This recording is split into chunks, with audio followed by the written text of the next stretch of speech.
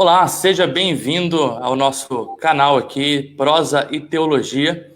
Hoje estamos aí com um convidado especial, o professor Rudolf von Sinner, e a gente vai falar sobre um tema bem bacana a respeito o tema nosso é onde está Deus na história? Onde está Deus na história? Já já a gente vai conversar um pouquinho a respeito disso com o professor Rudolf. Antes disso, eu vou pedir para você que está aí assistindo com a gente que você compartilhe esse link para que mais pessoas possam também estar assistindo e aqui junto com a gente entrando nessa conversa nossa. Então você que está assistindo isso, clica aí no botão compartilhar para que não só os meus amigos, mas também os amigos de cada pessoa que está assistindo aí possa também entrar com a gente aí nessa conversa, interagir com a gente. Então eu vou deixar aí e pedir para vocês que vocês possam compartilhar esse link aí para a gente. Tá? Depois da nossa conversa, essa conversa ela vai ficar também tanto na nossa página Prosa e Teologia, que está ali no Facebook, quanto também na nossa página no YouTube, no nosso canal no YouTube. Então, se você quer receber mais notificações a respeito disso, se inscreva lá no nosso canal. Mas, já sem mais demoras, vamos para a nossa conversa aí com o professor Rudolf. Rudolf, no começo de toda a conversa aqui da Prosa e Teologia, a ideia é a gente conversar, trazer teologia para a igreja, pensar sobre a nossa fé a partir do nosso cotidiano. Então, eu gosto de que cada pessoa, cada teólogo se apresente, fale um pouco sobre si. Então, vamos começar fazendo essa parte introdutória, né? Nos falem um pouquinho quem que é o Rudolf von Sinner. Bom, uma boa noite, Wellington. Obrigado pelo convite. Boa noite também a todas e todos que nos acompanham. A pergunta quem é Rudolf von Sinner, né, parece até simples, mas ela sempre me constrange um pouco, porque me pergunto, bom, se soubéssemos, né, quem nós somos, quem outras pessoas são, se a gente conseguisse dar em uma, duas frases, uma definição, né, seria bastante prático, mas não é assim. Acho que nós sempre somos um mistério, ficamos um mistério para nós e para os outros, né. Então, como não consigo dar uma definição, eu dou uma história, né, isso a gente consegue contar de si, como vimos sendo, né, por assim dizer. Então, nasci na Suíça, né, em 1967, perto da cidade de Basileia, numa cidade de uns 20 mil habitantes, né, perto da grande cidade. Fui lá para a escola, né, fiz... E daí veio, então, ao longo da escola, também a pergunta, bom, o que vou fazer comigo, né, e como quase todos os meninos, eu queria ser piloto em algum momento, né, mas eu não podia, porque eu estava crescendo tanto que eu passei do máximo permitido para ficar numa cabine de avião, né, você que trabalha na aeronáutica também, né, você sabe de que se trata aqui, então, acima de 1,90, eu tenho 1,98, não se podia ser piloto.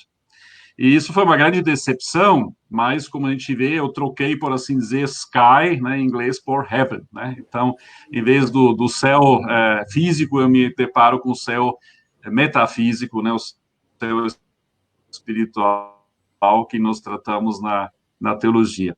Né? Mas, antes disso, eu tive uma trajetória, né, para chegar lá. Na escola, nós ouvimos muito dos outros países, né, a gente recebeu instruções, quer dizer, informações, né, para ter a consciência de que nós estamos vivendo de uma forma muito privilegiada, num país rico, né, e aquela pequena cidade perto da grande cidade ainda continha pessoas muito bem situados, né, professores universitários, empresários e outros. Meu próprio pai trabalhou numa grande empresa, não era chefe dela, mas assim, também sempre ganhava bem, a gente vivia bem, né. Então, daí veio a consciência, né, de que a pobreza que existe em alguns outros países, inclusive em bolsões do próprio país, não é algo que foi feito por Deus, né, ou decretado por Deus, ou pela natureza, mas é algo que é fruto também de relações injustas, né, de comércio, né, que beneficia uns e não beneficia os outros. Então, aí começou a crescer uma consciência também pelo fato de que nós podíamos viajar bastante, né? Eu tenho ascendência de vários países, né? Inglaterra, Escócia, Suécia, que então deram insumos para, por assim dizer, né, minha ancestralidade para ser depois Suíça. A própria Suíça, mesmo sendo um país muito pequeno, é muito rico na sua diversidade, né? Então, aprender outras línguas, visitar outros países, conhecer outras culturas, outros lugares, outras religiões, outras igrejas, para mim era natural desde bem cedo, né? Talvez por isso que fiquei como professor de ecumenismo por muito tempo, né? Porque isso para mim era natural, de certa forma, de interagir com pessoas com outras posições.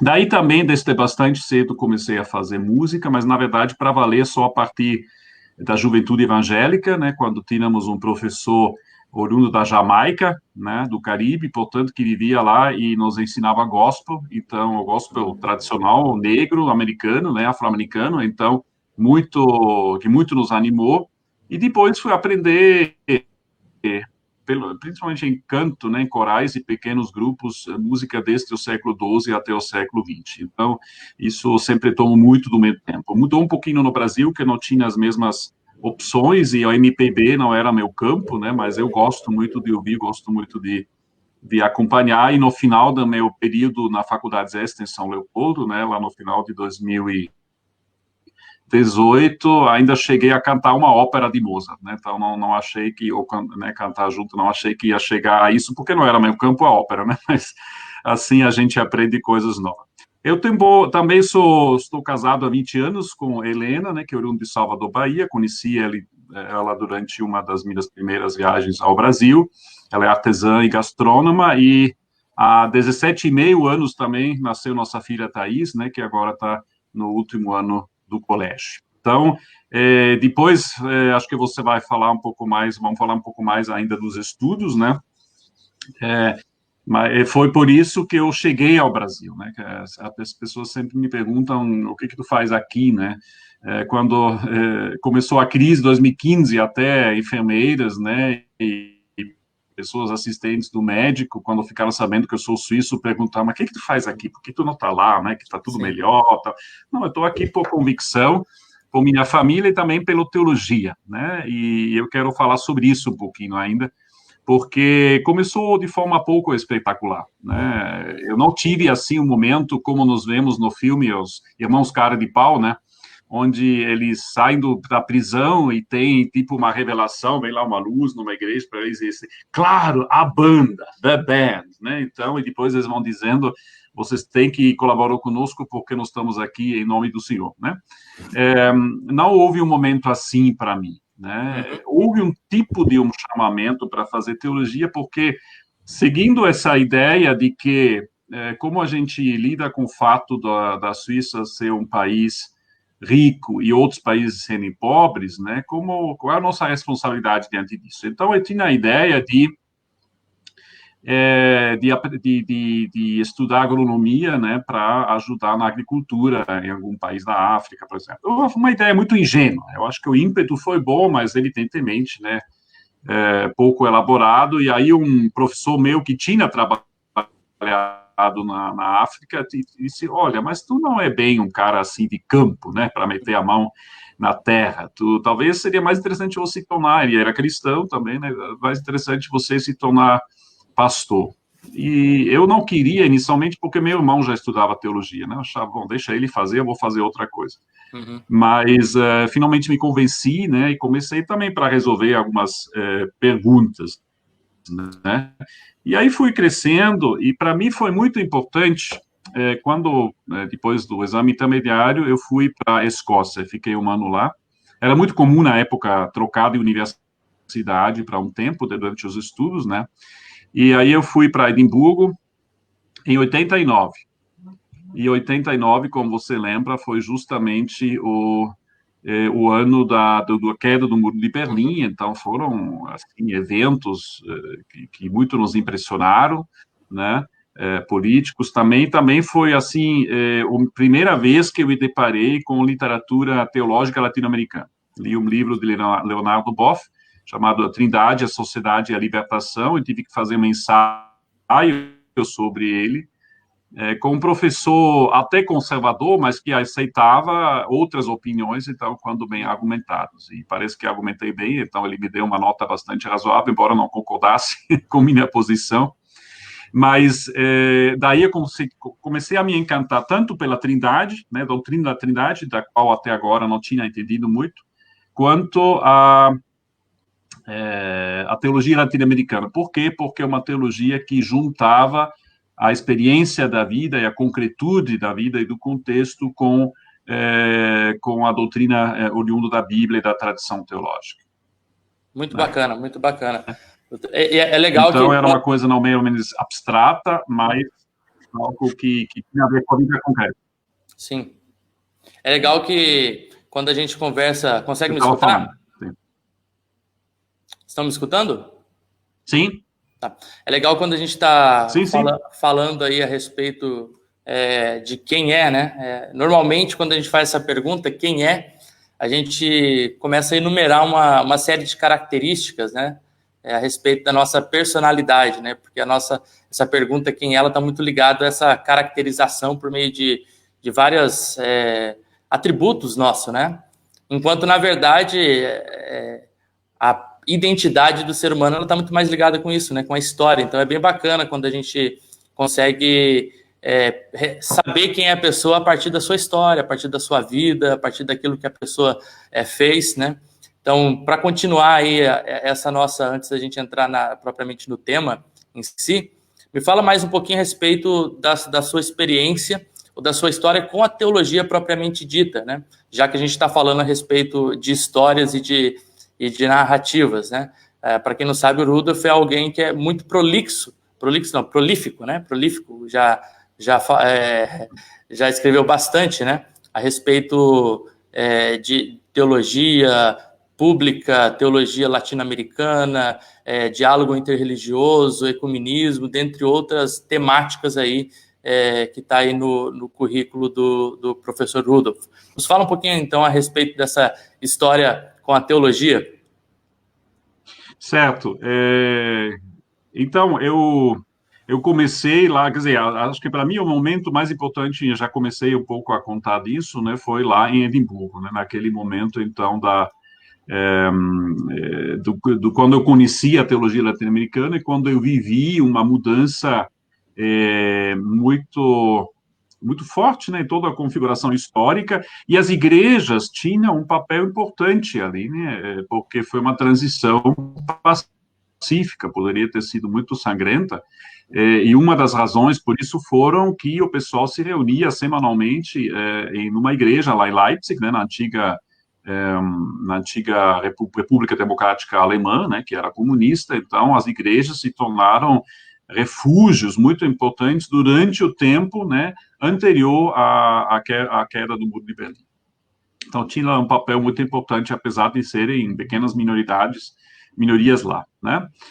Meio ano antes de ir para Edimburgo, tinha um grande evento em Basel, na minha cidade natal, onde 500 pessoas da Europa toda se juntaram, né? E isso há séculos não tinha ocorrido. Então, tinha lá cristãos protestantes, dominante lá no local, católicos e ortodoxos também. Então, o pessoal do leste comunista também podiam vir, né? E isso foi um evento, assim, que me marcou muito, e depois, então, pude aprofundar isso lá em Edimburgo, onde pessoas também de várias partes do mundo estudaram teologia, ou seja, não era uma teologia tão branca, europeia e, vamos dizer, clássica só, também tinha tudo isso, mas tinha pessoas da África, da Índia, né, de outros países, inclusive um centro pessoal foi muito, que me marcou muito, né. Então, depois fui para a Alemanha para estudar, depois da Escócia, e lá conheci vários brasileiros que estavam lá no intercâmbio, e também intercambistas alemães que tinham estado no Brasil.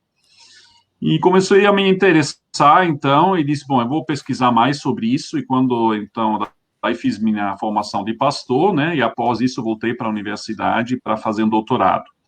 E aí desenvolvi, então, pesquisa e doutorado sobre Boff no Brasil, passei meio ano no Brasil, e em seguida meio ano na Índia, sobre um teólogo indiano também, que escreveu sobre Trindade, e comparei os dois, então, a que medida eles contextualizam, né, essa doutrina cristã tão central. E um resultado não previsto, como pesquisa sempre tem surpresas, né, um resultado não previsto da minha pesquisa,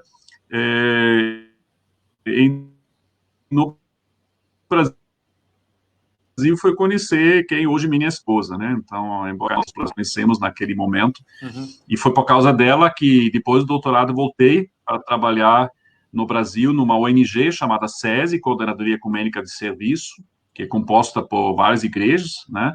E trabalho com pequenos projetos. Então, aí trabalhei em 2001, 2002, e daí veio a possibilidade de trabalhar na EST, né? E pela minha alegria fui escolhido, então, entre vários candidatos, e em 2003 nós mudamos, então, para o Sul, que para minha esposa, eu acho, oriundo do Nordeste brasileiro, foi até mais diferença e readaptação do que para mim vindo da Europa, né? Porque o Sul do Brasil, ele tem muita herança europeia, e não por último a nossa faculdade, né? Que é oriunda e tal de uma igreja de imigrantes.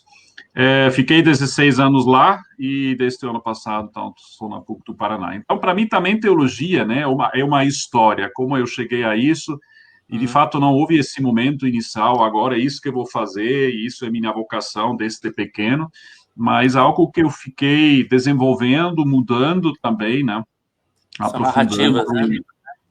Mas até hoje eu tenho paixão pela teologia, né, que eu gosto de fazer, tenho paixão pelo ensinar, pelo escrever também, como você já mencionou, né, então isso eu gosto de fazer, né, pensar sobre as coisas mais a fundo e falar com outras pessoas também sobre isso, né? Eu acho que na teologia sempre é importante se dar conta que nós não estamos sozinhos na nossa trajetória, né? Por um lado, entendemos que Deus está conosco, né? Mas também as outras pessoas com quem a gente interage. Teologia não se faz sozinho, né? Teologia se faz pé no chão, como dizia Clodovis Boff, e talvez a cabeça ou a coração no céu, né? Por outro lado, mas assim é uma junção, né, de vida e crença que a gente faz no âmbito da comunidade, no âmbito de outras pessoas que nos ensinam, né, e com quem nós discutimos as questões profundas da vida.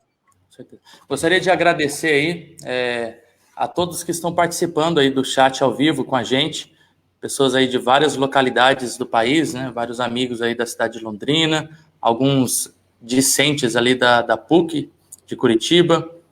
Então, gostaria de agradecer aí todos que estão participando aí dessa live com a gente. Então, você que está participando e ainda não se manifestou, se quiser, pode colocar o seu nome ali, da onde você está falando ou da onde você está assistindo essa live com a gente. Então, temos várias pessoas aí. Muito obrigado pela essa participação, é muito importante para a gente, para dar continuidade aí também na nossa própria conversa. Então, o tema da nossa conversa, sugerido pelo próprio professor Rudolf von Siner, né? Estava conversando, sugerido por ele mesmo, tentar, né, responder a pergunta: onde está Deus? Onde está Deus na história? Isso é uma pergunta bem intrigante, né, que tem caminhado com o ser humano aí durante toda essa história de relacionamento, né, de religião mesmo do ser humano. E me lembra muito de um livro escrito no ano de 2001 por João Sobrino.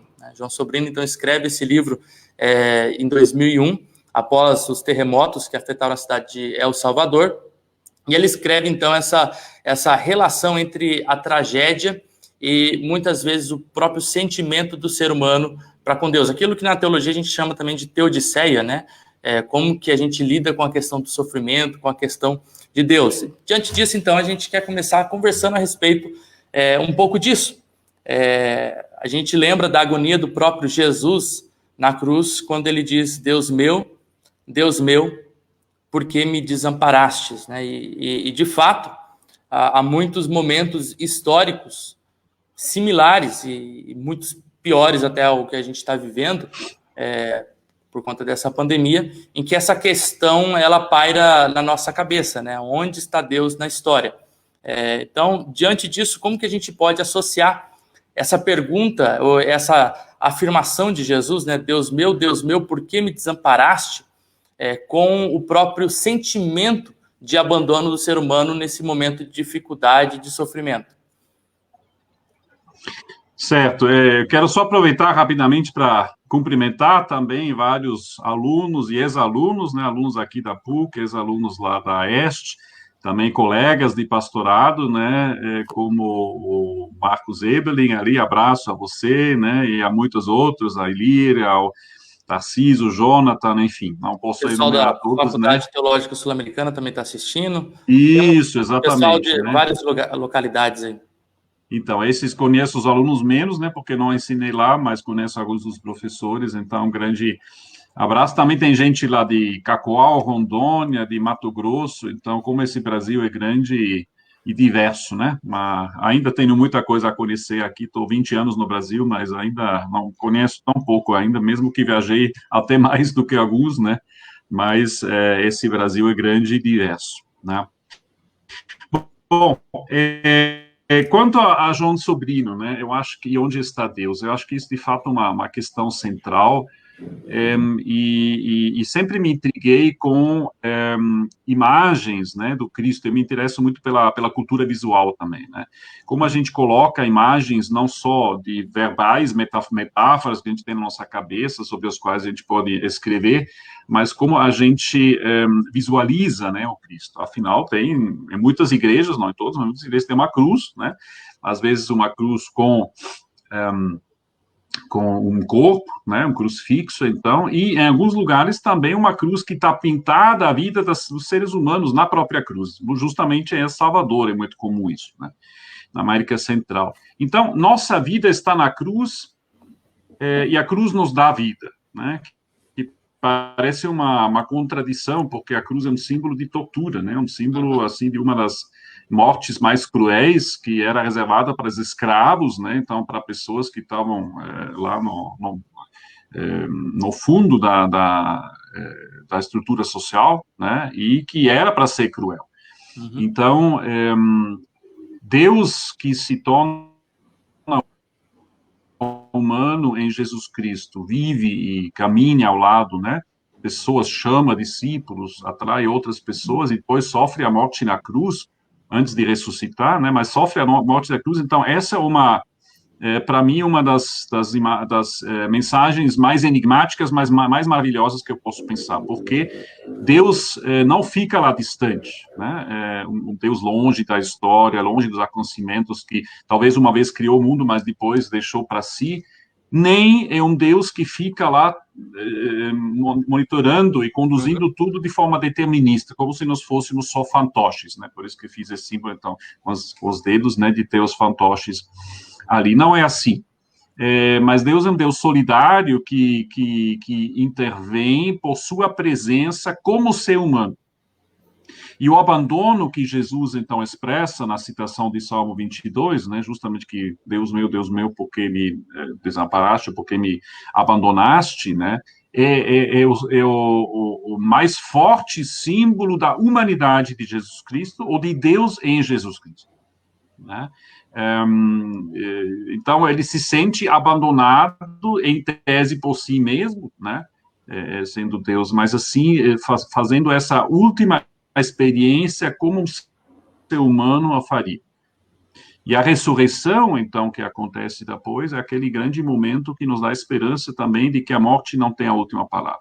Né? Recentemente celebramos a Páscoa, onde justamente isso acontece, né? Nós temos a Sexta-feira Santa, que é o momento desse total abandono, da crucificação, da morte. Nós temos o domingo da ressurreição, que supera, então, a morte, né? E no meio nós temos o sábado de aleluia, que a gente muitas vezes esquece, mas na verdade é o sábado da calma, da reflexão, do intermediário, né? De certa forma nos encontramos nesse intermediário sempre, né, entre a cruz e a ressurreição. Então Lutero muito falava disso, que o ser humano é justo e pecador ao mesmo tempo, ou seja, o pecado e a libertação do pecado, que é a justificação nessa linguagem, né? Elas estão sempre imbricadas na nossa realidade, né? A nossa realidade é ambivalente, ou ambígua, e não podemos fugir disso. Portanto, tem sofrimento. E nem por isso a presença de Deus no meio do sofrimento. Aqui eu queria ainda acrescentar que João Sobrino, então, que reflete sobre esse terremoto, como você bem disse, também sobre aqueles aviões, né, que atingiram as Torres Gêmeas lá em Nova York, que também aconteceu naquele ano, 2001.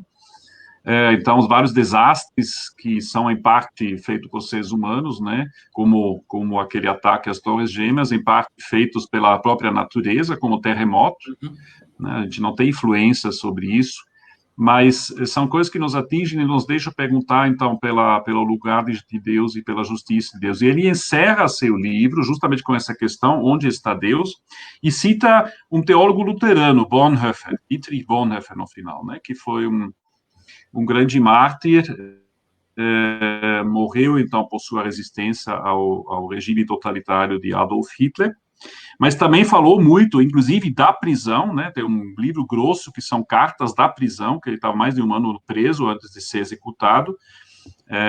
O livro publicado chama Resistência e Submissão, e dentro disso ele argumenta, e isso que Sobrino cita, somente um Deus que sofre pode ajudar, né?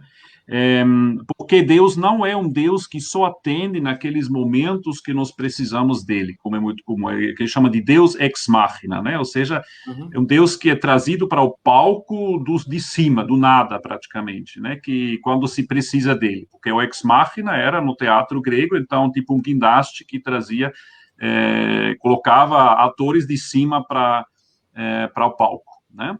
Então, não é assim, Deus não está só naquelas lacunas, naquelas problemáticas onde não temos outra solução, né? Porque no momento que nos desenvolvemos nossas próprias soluções, então Deus, de fato, se tornaria irrelevante, ou supérfluo, né? Mas Deus está no centro da vida, justamente porque Ele nos indaga, né, para segui-lo e para sermos representantes de Jesus Cristo, como Jesus Cristo representou Deus perante nós e nós perante Deus, né? Então, a presença de Deus está por meio de Jesus e por meio dos seguidores de Jesus, né? E por isso dói tanto quanto Mahatma Gandhi, né, o grande hindu, que então fez com o seu princípio da não violência, conseguiu a independência da Índia, falou que ele seria cristão se não fossem os cristãos, né? Ele tinha muito apreço por Jesus, mas viu que os cristãos, os colonizadores da época, né, os britânicos, não cumpriam aquilo que o próprio Jesus pregava. Então, Deus está presente na história por meio dos seres humanos e por meio do modelo de todo ser humano que é Jesus Cristo, né? Em que Deus mesmo se tornou humano, profundamente humano.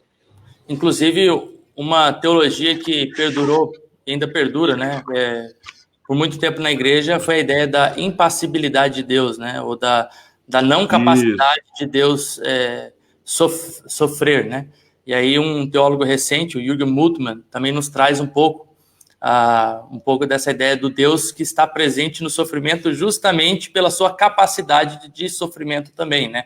O que me parece condizer totalmente com o Jesus que clama, né? Deus meu, por que me desamparastes? Ou Jesus que está no Getsemane, né, clamando para que o cálice pudesse, se possível, fosse afastado, né, dele.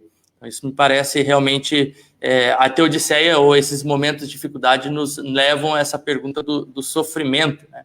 E uma das perguntas que está muito ligada a esse sofrimento é justamente a ideia do bem e do mal, né?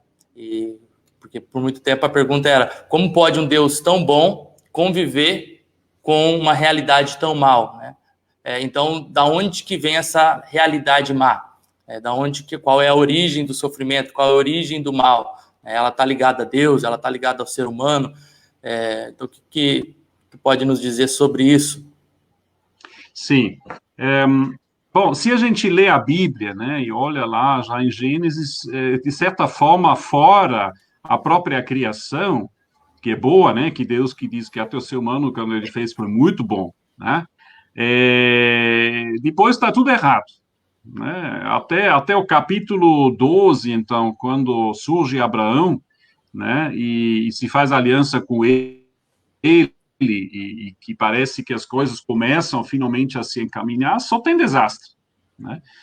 Gênesis 2, 3, a chamada queda, né, do ser humano, ou seja, o ser humano logo faz o que ele não deveria ter feito, né? Foi proibido de comer da árvore do conhecimento do bem e do mal, e logo o ser humano faz e nem assume a responsabilidade, né? O homem diz que foi a mulher diz que foi a serpente, a cobra, né?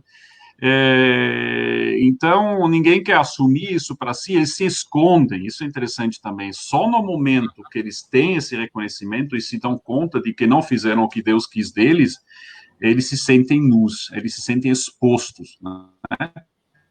E se escondem.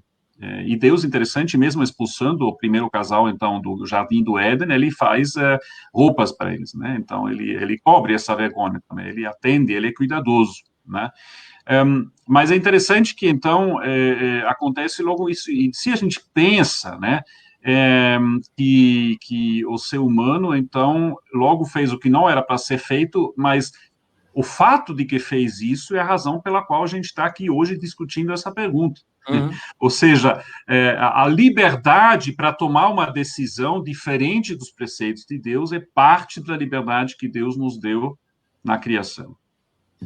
Porque se não tivesse essa liberdade, de fato, né, seríamos fantoches de um Deus que predeterminou toda e qualquer coisa e não teria responsabilidade nossa. Mas tem sim, o ser humano não assume a responsabilidade, mas ele tem responsabilidade. E por isso que ele é expulso, né? E é vedado a ele comer da árvore da vida, que é outra árvore situada lá no Jardim da Vida, e ela volta depois de Apocalipse, no final da Bíblia. Uhum. Né? Então, ela não está definitivamente afastada, mas naquele momento, digamos, entre a criação e a parousia, ou seja, o fim dos tempos, quando Jesus vem de novo, né, Deus se torna presente e tudo em tudo, então, ali, ela nesse intermezzo, bastante longo já, né, estamos nós, como seres humanos, com nossa responsabilidade, com nossa liberdade, com a possibilidade de errar.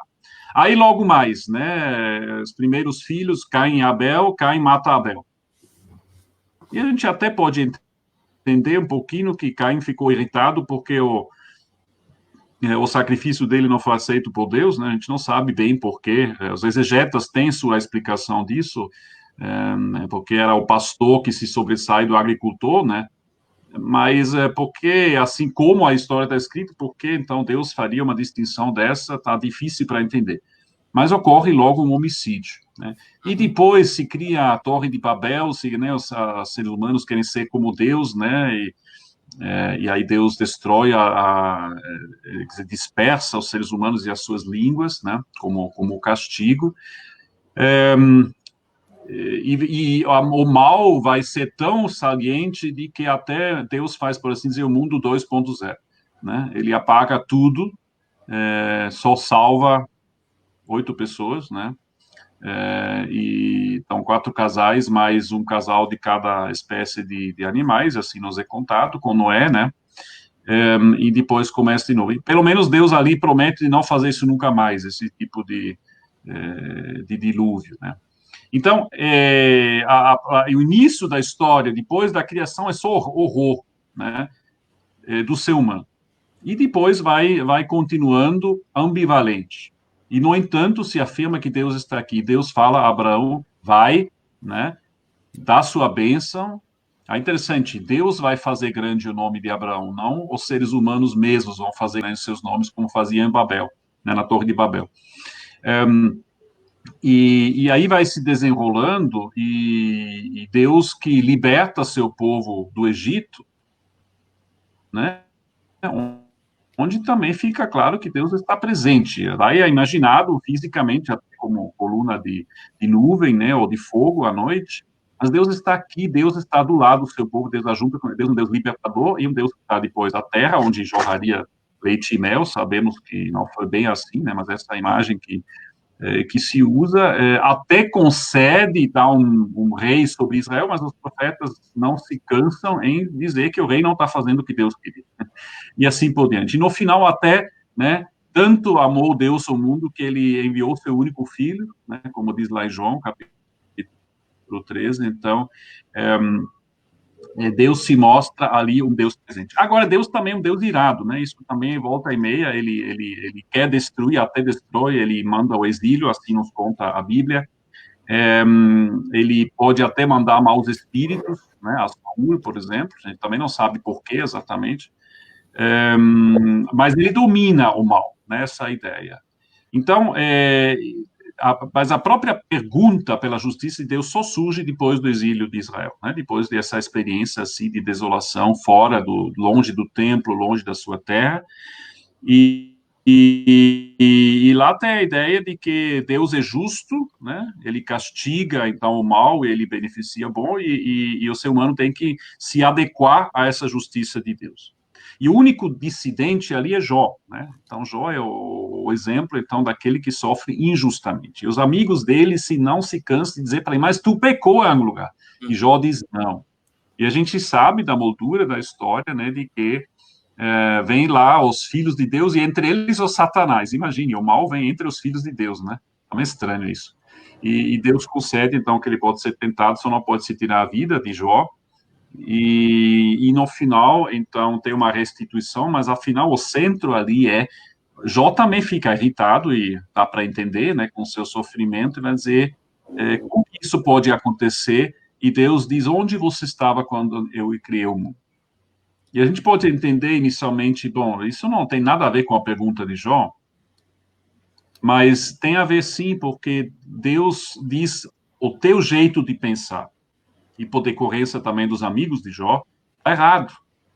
Não existe causa e efeito, né? E os bons vão bem e os maus vão mal. Infelizmente é assim, né? Que os maus podem ir bem e os bons podem ir mal, como aconteceu com Jó. E, no entanto, o que Deus faz, ele está do lado daqueles que sofrem, né? E a mensagem dele, então, de estar do lado dos sofrimentos, é para aqueles que produzem sofrimento para outros, aí sim é uma mensagem de juízo, né? Então, é um alento para quem sofre e um juizado para quem produz sofrimento. Acho que isso é importante dizer. Agora, isso no Antigo Testamento, né? A palavra teodiceia, o filósofo luterano Leibniz, né, pegou de Romanos, né, da carta aos Romanos 3:5, onde diz, porventura será Deus injusto por aplicar a sua ira, né? Mas se a nossa injustiça traz a lume a justiça de Deus, que diremos? Então, Paulo também briga com essa pergunta, né, que nunca tem uma resposta completa, né? Mas nós podemos dizer, ao longo da história, houve três tipos de respostas principais, e eu vou juntar mais duas, que eu acho mais interessante. Tá? Então, Max Weber, né, o grande pensador alemão, sociólogo, também muito lido aqui no Brasil, ele diz que, a rigor, racionalmente, porque essa é a questão do Leibniz, né, como se pode defender a justiça de Deus diante da razão, diante do tribunal da razão, diante dos filósofos que perguntam, mas que Deus é esse, né, que é onipotente e ao mesmo tempo produz sofrimento? Isso não faz sentido. A gente diz que Deus é bom, mas tem o mal. Como se ele é onipotente, por que tem o mal, né? E Max Weber disse que só tem, a rigor, três respostas racionalmente satisfatórias contra isso. Uma bom, o mal é responsabilidade nossa, né? Aí sim, causa e efeito, como existe em várias outras religiões, por exemplo, no Islã também, ou em Mateus 25, né, também, as bodes e as ovelhas, né, eles nem sabem o que fizeram aos irmãos mais menores de Jesus, que assim fizeram para ele, que deram ou não comida, bebida, roupa, etc., né, visitaram na prisão. Mas aí tem a ideia desse julgamento, onde pode se inferir, bom, então o mal, ele é nossa responsabilidade, e as consequências também.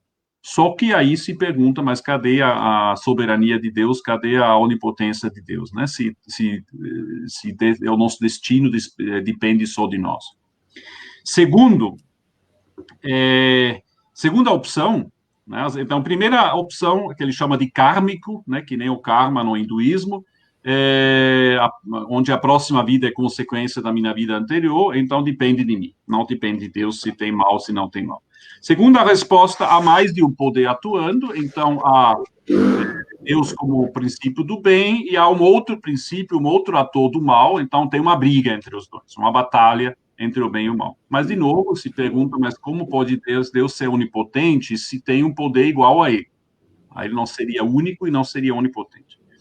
E terceira opção, Deus predetermina tudo, predestinação, né?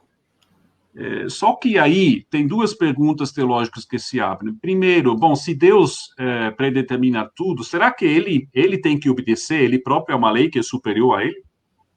Cadê a liberdade de Deus? Uhum. E se nos lembramos Jonas, né, que Deus decide, primeiro diz, Jonas, tu tem que dizer a Nínive que eles vão ser destruídos. E depois Deus muda de ideia. E Jonas fica puto da vida, porque finalmente, não, então, ele se dispõe aí, e aí Deus decidiu diferente. Porque o pessoal lá se converteu, né, mudou de rumo e Deus, então, proibiu. Então, isso é liberdade de Deus. É um Deus que tem liberdade e não é sujeito, ele próprio, a leis superiores a ele, né, pode interagir conosco.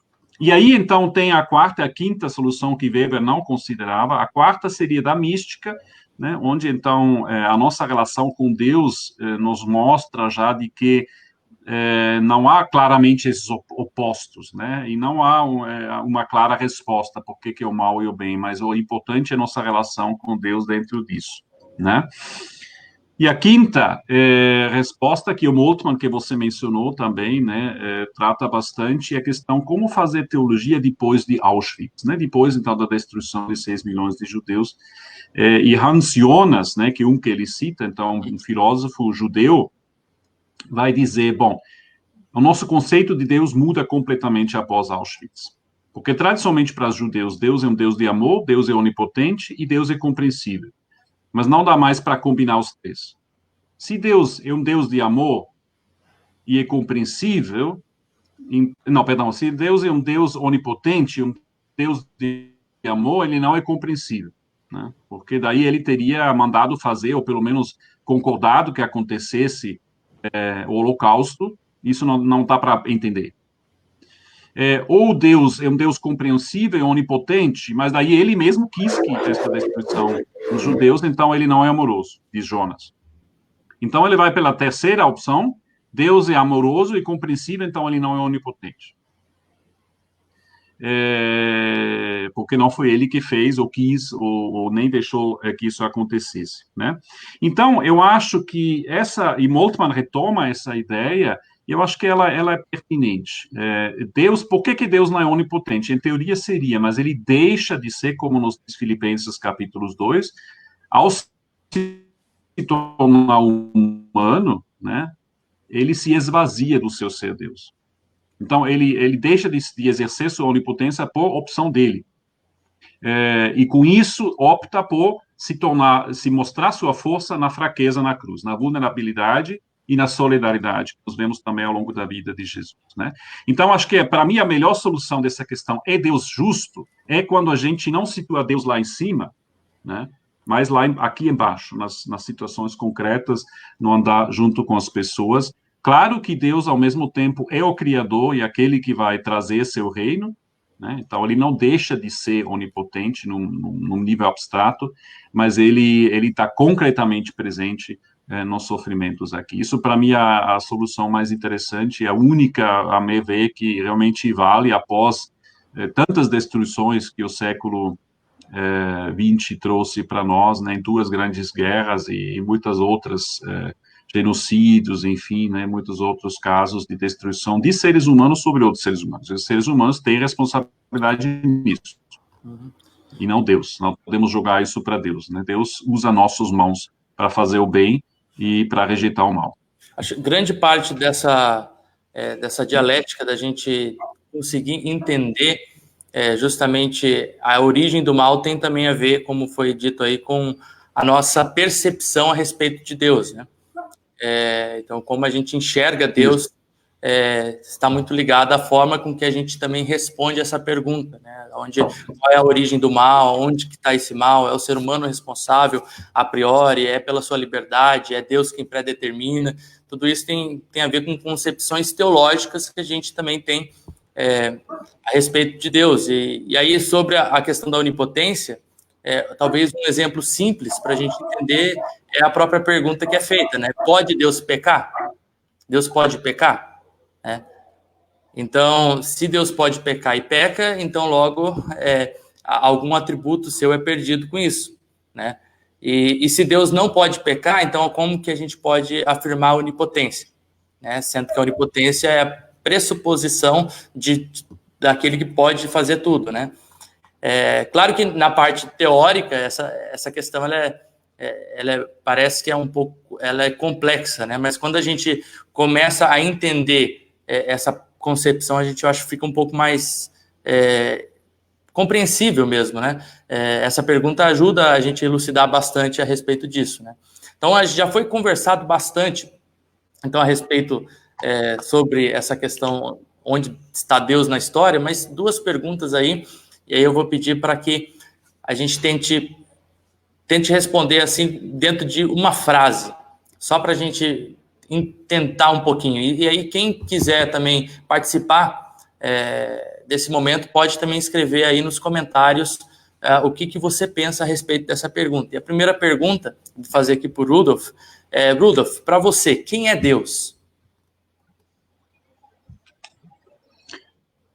Pois Deus é um Deus de amor, de misericórdia, né? Isso seria, assim, o mais curto que eu poderia dizer, dizer para ti nessa pergunta. E agora, se a gente pergunta quem é Deus, já é algo diferente do que a pergunta abstrata que fazia a filosofia na história e também a teologia, o que é Deus, né? Que é a questão da especulação, então ele é onipotente, por exemplo, mas o que é Deus, né? A gente conversou um pouquinho no começo, né? Quando pergunta quem é, a gente começa a falar a respeito dos atributos de Deus. Então, aqui estão os atributos de Deus.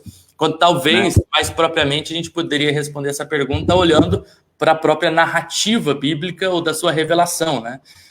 Qual não melhor forma de entender quem é Deus se não olhar para a sua própria história e a história da própria revelação? E por isso a pergunta aqui é muito pertinente, né? Onde está Deus na história?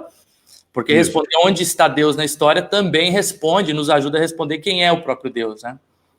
Exatamente, e o quem já indica, diferente do o que, né, uma relação, né? Bonhoeffer, de novo, insistia muito, quem é Jesus Cristo para nós hoje, né? Essa é uma pergunta central dele. E o quem, então, personalizava, né? Jesus Cristo é uma pessoa com quem a gente se relaciona, Deus é uma pessoa com quem a gente se relaciona, ou seja, tem algo a ver comigo, não é uma questão só especulativa, uma questão só teórica, né? E onde está Deus é a pergunta que, então, o Sobrino faz, e, de certa forma, toda a teologia latino-americana, em muitas situações de sofrimento, onde se pergunta, bom, de que lado está Deus, né? Onde ele está atuando. Conta-se a história do Elie Wiesel, né, de um sobrevivente de campo de concentração, que conta que uma vez o comandante reuniu toda a comunidade do campo, então, e eles estavam olhando como algumas pessoas foram enforcados, então, na frente de todo mundo, entre eles um menino que, por ser leve, demorou mais tempo para morrer na forca do que os outros, né? E a gente nem quer imaginar quanto crueldade foi isso, né, para todo mundo ter que ver. E aí alguma pessoa, né, no meio que assistia perguntou, então, onde está Deus? Né? E a pessoa do lado disse ali, na forca, né? E não dentro do comandante do campo, evidentemente. Então, acho que isso é muito, muito importante. E Deus, né, quando ele se apresenta a Moisés na sarça ardente, em Êxodo capítulo 3, versículo 14, né, a famosa frase que para mim sempre era estranha, tautológica, eu sou quem sou. Bom, e aí, né? Mas eu comecei a entender melhor quando aprendi hebraico.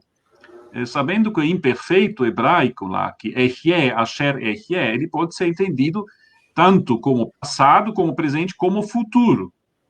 Então, a gente pode traduzir também, eu sou aquele como quem vou me mostrar. Eu sou aquele quem serei, né? E isso já muda um pouquinho de configuração. Então, podemos dizer, Deus, em primeiro lugar, é um verbo, não é um substantivo, né?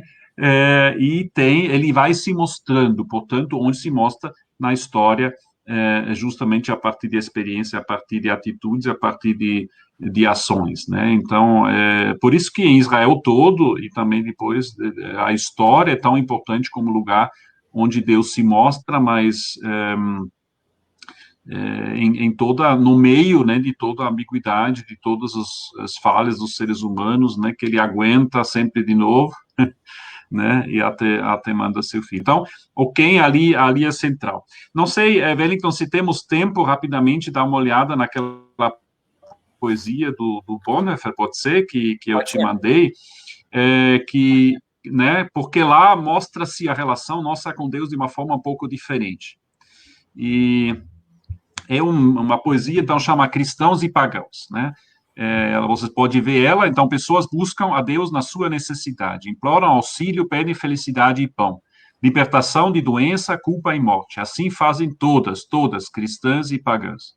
Pessoas buscam a Deus na sua necessidade, com S maiúsculo, observam isso, acham no pobre, insultado, sem abrigo e sem pão. Vendo envolto em pecado, fraqueza e morte, cristãos ficam com Deus na sua paixão. Deus busca todas as pessoas na sua necessidade, satisfaz o corpo e a alma com o seu pão, sofre por cristãos e pagãos a morte na cruz e a ambos concede perdão. Bom, poderíamos falar muito sobre essa poesia, que eu acho extremamente rica teologicamente, mas eu vou me atrever só a alguns poucos pontos. Interessante que na primeira estrofe, né, todos vão a Deus e querem algo dele. E aí eu lembrei do filme Deus é Brasileiro, né? Onde Deus quer tirar férias, porque ele não aguenta mais esse zumbido que todo mundo quer falar com ele, quer alguma coisa na sua necessidade, né? A necessidade do ser humano. E no final diz que Deus atende as pessoas, né? Que o buscam, não sempre da forma que espera, mas ele atende. Mas a diferença dos cristãos, digamos, verdadeiros em relação aos pagãos, inclusive os pagãos entre os cristãos. Então, não são necessariamente não crentes, né? São pessoas que se entendem até serem cristãos na visão de Bonhoeffer, mas a diferença é que eles estão do lado de Deus, na paixão de Deus. E aí, de novo, Mateus 25, né? Aquilo que vocês fizeram aos irmãos menores de mim, fizeram a mim. Né? Essa é a ideia. Mas interessante, ele não condena as pessoas que buscam Deus, mas ele diz o verdadeiro cristianismo é outra coisa do que isso. Né?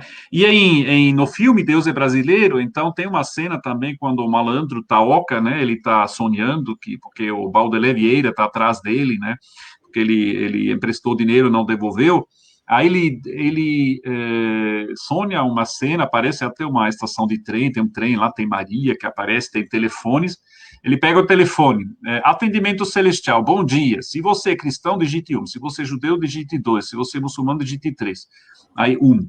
Muito bem. Se você é cristão evangélico, digite 1. Se você é cristão católico, digite assim por diante. E como esses modos, então, até ele proceder no atendimento celestial, já chegou Deus não, chegou o Baudelaire Vieira com o rifle, né, e ele acorda, então, suado tal. Então, Deus tem que aguentar isso, agora ele procura um substituto. O problema é que o substituto que ele escolheu, que é uma pessoa que em solidariedade convive com indígenas, o Quinca das Mulas, ele é ateu, ele não acredita em Deus. Então, está baseado num conto de João Baldo Ribeiro, que chama O Santo que Não Acreditava em Deus. Esse Deus quer para substituí-lo. E não consegue, então Deus vai embora de novo, mas deixa muitos traços de sua presença ao longo da sua permanência. Né? Então, acho linda essa história, porque ela vai bem na linha do Bonhoeffer. Deus dá seu amor e sua misericórdia a todos, né? Deus, as pessoas clamam por ele, querem algo dele, todos eles, também fica visível no filme, mas o verdadeiro cristão, que no filme é até um ateu, né, na história, mas Bonhoeffer também via isso, né? Pode ter ateus que são mais cristãos do que os cristãos, porque às vezes ficam, não acreditando, mas ficam do lado do Cristo, né, ao lado daqueles que sofrem. Então, essa inversão acho muito interessante, e por isso eu tão profunda essa poesia para a nossa questão aqui. Para a gente já está caminhando aí para o final da nossa conversa, então quem tiver suas perguntas aí pode interagir por meio do chat, para que a gente possa, o professor Rudolf possa interagir com essas perguntas, mas normalmente, assim, algo que eu percebo é que nesses momentos principalmente de dificuldade, momentos assim, na história, difíceis, muitas vezes a gente vê o ser humano lidando com uma certa fragilidade lidando com a questão do sofrimento, lidando com... Hoje a gente é marcado por uma geração que é uma geração de doenças, tanto a gente tem aí as depressões e aí vai inúmeras outras.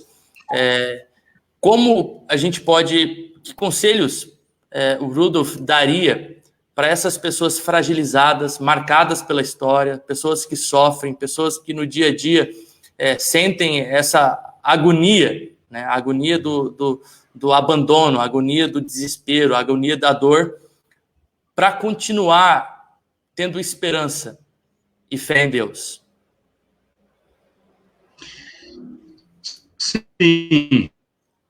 Bom, eu estava pensando, né, você tinha me enviado essa pergunta, eu estava pensando, bom, como eu ia responder ela, porque não sei se é com conselhos, né, que a gente resolve. Acho que a pessoa tem que ser tocada, né, pela esperança. E não sou eu que vou produzir isso com conselho, mas eu posso dizer algo a respeito como eu vejo, né? Então, eu acho que o mais importante, o que me mantém esperançoso, né, mesmo agora dentro do crise do Covid, por exemplo, né, que nos dá muita incerteza, muito medo, e tem aquelas pessoas que dizem isso é castigo de Deus, né, como já disseram na crise do AIDS e tudo mais, né. Mas a ciência tem razões muito claras porque tem essa doença, né? Então, isso tem que ser superado pela ciência. E nós temos toda a razão para agradecer a todos os cientistas e médicos e pessoas, né, que trabalham no atendimento às pessoas e tentam resolver essa doença. Isso é responsabilidade humana, não é responsabilidade de Deus. Agora, dentro do sofrimento, né, o que nos dá força, o que nos dá motivação, o que nos dá paixão para continuar? Porque o cansaço deles é enorme, né? As pessoas que estão no front, em primeiro lugar, mas também as famílias, né, que tentam internar seus parentes, não conseguem. Algumas pessoas que não conseguem sobreviver, seja porque não tem atendimento, seja porque a doença é forte demais, ou o corpo fraco demais, enfim. E depois nem podemos ter um enterro decente, né, nessa situação atual, então é muito complicado. Como viver em casa tanto tempo, né, com tanta gente, às vezes... como não poder trabalhar, não poder ganhar dinheiro, enfim, né, um desespero que a gente está vivendo de várias frentes muito fortemente agora, mas como você bem disse, ele sempre existe, né, e a esperança, eu acho que ela surge nos pequenos sinais que as pessoas, como representantes do Cristo, conscientes ou não conscientes, né, nos dão, de solidariedade, de amor, de assistência, e também de dizer que Deus criou esse mundo por uma razão. E aí eu não quero tanto entrar na questão do criacionismo, né? Então, se a Gênesis tem razão, ou a ciência tem razão, acho que essa pergunta e também a possível resposta não nos ajuda tanto. Eu acho que o importante ali, que Deus quis esse mundo, é que ele ama o ser humano. E Lutero, no seu comentário, né, ao credo, que creio em Deus Pai Todo-Poderoso, Criador do céu e da terra, explica, hoje Deus me criou, né? A Gênesis não fala de mim, a evolução não fala de mim, a teoria da evolução, mas Lutero tem essa interpretação da criação, dizer, Deus quis que eu existisse, que Deus tem um propósito, né, em ter me criado, e ele também me acolhe depois, quando vem a minha hora. E isso me dá, sim, coragem, me dá esperança para dizer que tem algo além de tudo aquilo que nós estamos vivendo, de correria e de desespero no dia a dia, que não pode ser destruído, né? E aqui, eu sempre, de novo, eu posso me virar e dizer, olha, o próprio Deus se fez humano para sofrer, com muito mais do que muitos de nós, mas tanto como alguns outros na época, né? E nisso, então, mostrou que após a morte na cruz, há a ressurreição, né? Então, o sofrimento e a esperança estão muito, muito juntas, né? Então, eu não quero dizer, não quero nem crer que Deus quis essa pandemia de jeito nenhum, mas que Ele está junto, nos dando esperança, força, e que Sim. Essa força se mostra, essa esperança se mostra dos vizinhos, né, dos familiares, de outras pessoas que nos ajudam, e as pessoas a quem nós podemos ajudar, né? talvez essa seja uma herança dessa crise também, que a gente se dá conta de muitas coisas que sempre seriam precisas, como amor, solidariedade, proximidade, de passar tempo juntos, né, rezar uns outros, que na correria do dia a dia muitas vezes esquecemos. Diz que... Então, eu acho que nesse momento o sofrimento fica até mais visível, se a gente quer ver ela. Sim. Diz que no livro O Inferno, de Dante Alighieri, quando ele chega no inferno, está escrito assim, aqui é um lugar de desespero, né? E um teólogo uma vez disse que... Isso. A nossa... Lasciate ogni speranza voi che entrate. Isso. Uhum. E um teólogo uma vez disse que a nossa função não é apenas levar a pessoa para o céu, mas às vezes, muitas vezes, tirar o inferno que a pessoa está vivendo dentro dela, né? Então, acho que falar de esperança tem a ver com essa ação nossa, né? Falar de esperança tem a ver com a gente que crê que é o Espírito de Deus que habita em nós, né? E aí, pelo Espírito de Deus, a gente pode lembrar do próprio sopro divino, né? Do ânimo, né? Da graça, que Deus sopra na gente, o próprio Espírito que é esse consolador que está com a gente diariamente, né? E não só isso, eu acho que a própria ideia da concepção de Deus como eu sou, né? Quem eu sou aquilo que serei, né? Como a gente conversou aqui, isso nos remete também a entender Deus a partir dos seus feitos e a partir da sua história. A gente vê a própria revelação de Deus no Antigo Testamento tem muito a ver com o povo judeu, tem muito a ver isso, né? Eu sou o Deus que te tirou da terra do Egito. A definição e a concepção de Deus está ligado aos feitos e à história desse povo com Deus. E quando a gente consegue conceber isso, a gente consegue lembrar de outros momentos de dificuldades também que a gente passou, momentos que muitas vezes a gente se questionou, perdeu também a esperança, né? E esse rememorar desses momentos nos faz, muitas vezes, aí eu vou usar até um verbo, esperançar, né? Nos faz esperançar nessa própria ação de Deus, né? Então, acho que isso é algo muito interessante quando a gente pensa como a gente pode ter ânimo, como a gente pode ter esperança nesses momentos. Primeiro, sabendo que Deus está presente, que Deus está com a gente, que Deus está no sofrimento, que Deus é partícipe da história, né? Não é alguém que apenas está lá olhando por cima e supervisionando e às vezes muda um detalhe ou outro, né? Mas também poder perceber o Deus que é partícipe, né, na história, na nossa própria história, relembrando esses momentos, né, da própria ação de Deus. Muito obrigado aí pela participação, eu acho que foi todos que estiveram assistindo aí com a gente, foi um momento muito bom a gente poder conversar sobre isso nesse momento, né? Eu acho que isso nos dá esperança para que a gente continue a crer, continue a crescer na nossa fé, continue a querer conhecer a Deus a cada dia, né? Porque eu acho que a teologia tem a ver com isso, tem a ver com a vida, tem a ver com relacionamento, tem a ver com comunidade, tem a ver com a gente pensar a fé não apenas no âmbito vertical, mas pensar em como essa fé ela está imbricada na vida do outro, né? Está imbricada na vida daquele que participa comigo. Queria agradecer a todos aí pela participação. Então, você que curtiu realmente esse momento aí de prosa nossa, compartilhe esse link aí no Facebook, depois, posteriormente, a gente vai estar colocando no canal no YouTube, para que mais pessoas tenham acesso a essa conversa e possam também se beneficiar e contribuir também conosco dessa conversa, deixando seus comentários até posteriormente, né, aí nessa publicação. Legal. Muito obrigado aí. Rudolf, palavras finais aí, está contigo. Sim, se temos tempo ainda, Wellington, eu queria mostrar aquela palavra de Lutero que ele deu para nós, né, nesse momento, que está no... Pode ser? Pode ser, com certeza. Vou colocar aqui. Tá?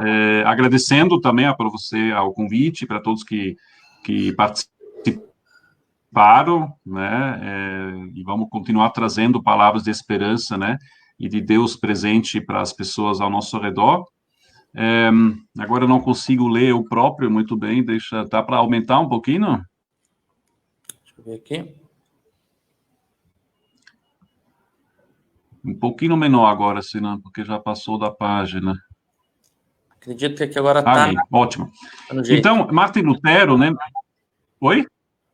Eu falei, agora está no jeito. Sim. Martin Lutero, isso, exatamente. Então, Martin Lutero, em meio à crise da peste na época dele, né, que tinha muito menos conhecimento científico sobre o que era a peste, que nós temos hoje sobre como que é um vírus, né?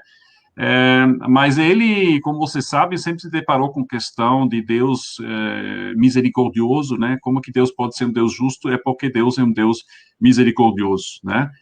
Mas isso justamente não me desincumbe na minha responsabilidade, mas me dá responsabilidade. E aí ele diz numa carta, ele próprio, né, então, abrigou pessoas em sua casa, né, fez um hospital de sua casa, em outro momento ele diz que a própria igreja é como um hospital também, né, para acolher pessoas. Então, o próprio Lutero se meteu no meio do atendimento às pessoas e não saiu de Wittenberg, como faziam outras pessoas para fugir da doença, ele ficou lá, ele disse que eu tenho que ficar lá com as pessoas.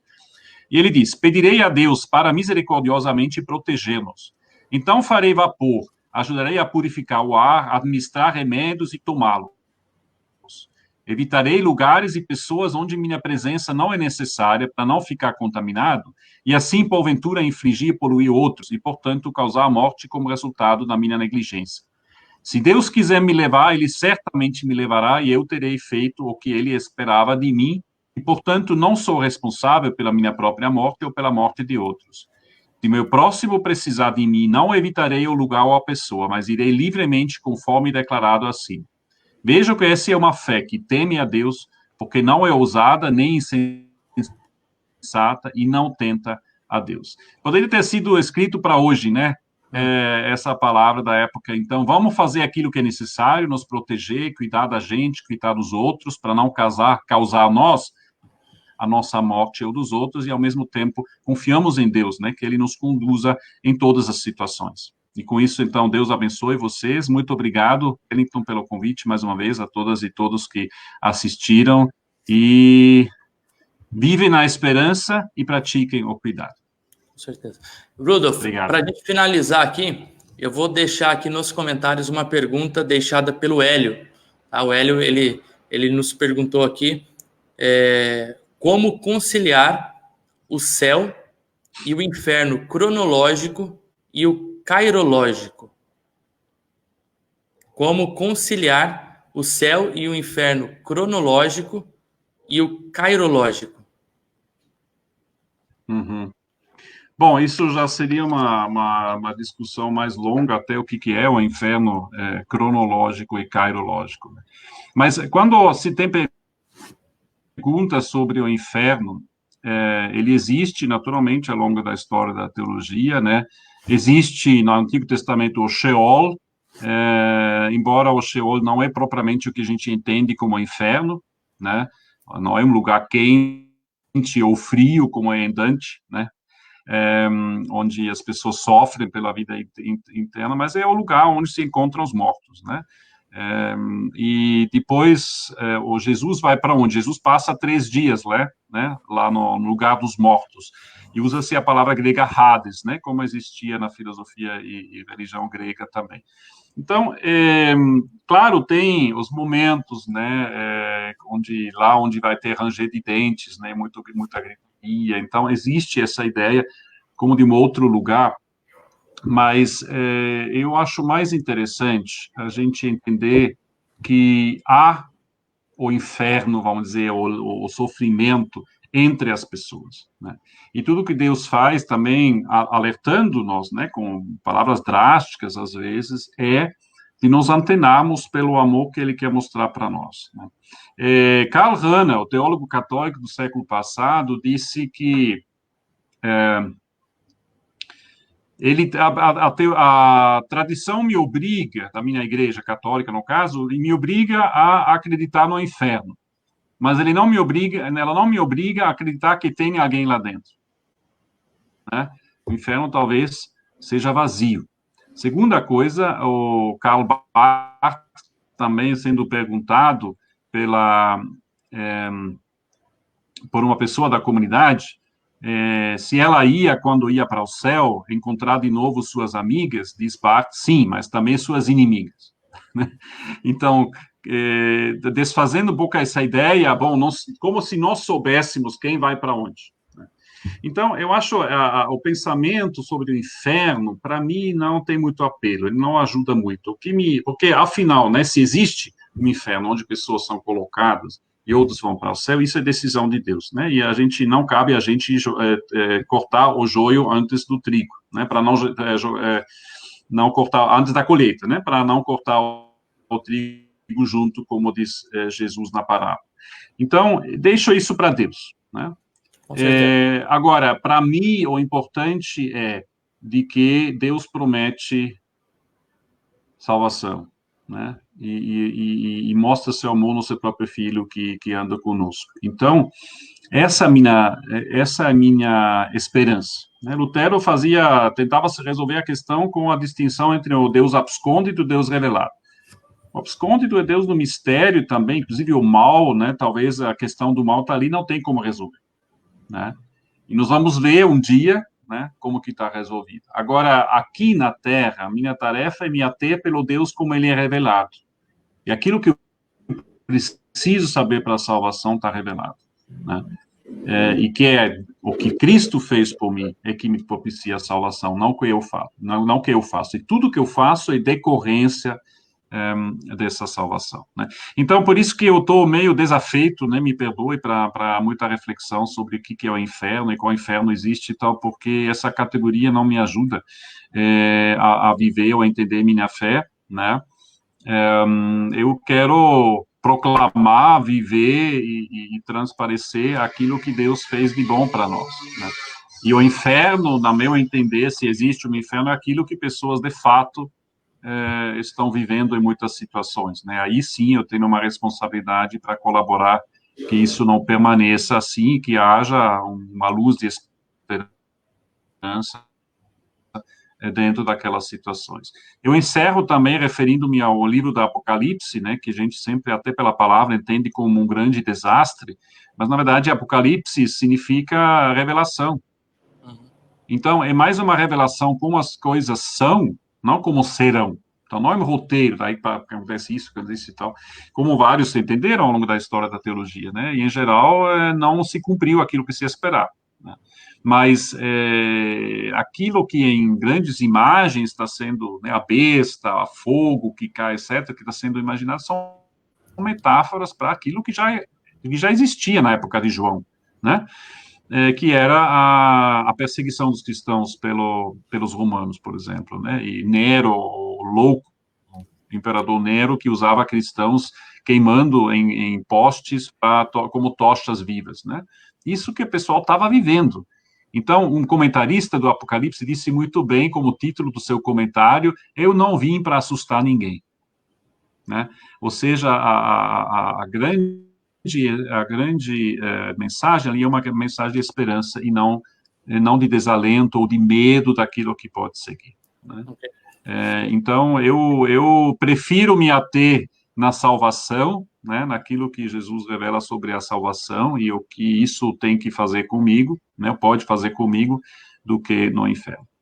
Muito obrigado, professor, aí pela participação, estar aí com a gente conversando, né? Valeu, obrigado. Proseando aí a respeito disso. Proseando, isso mesmo.